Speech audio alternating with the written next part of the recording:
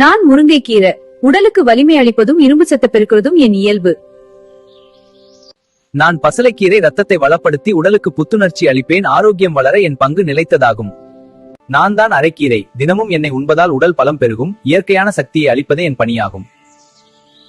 நான் கறிவேப்பிலை. ஜீரணத்திற்கு துணை நிற்பதும் உடலை சீராக வைத்திருப்பதும் என் கடமை.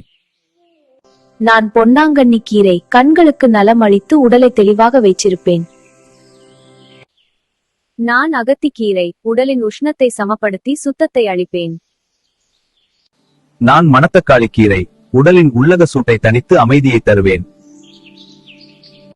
நான் சிறு கீரை. தினந்தோறும் உணவில் இடம்பெற்றால் உடல் பலம் வளர்க்கிறேன்.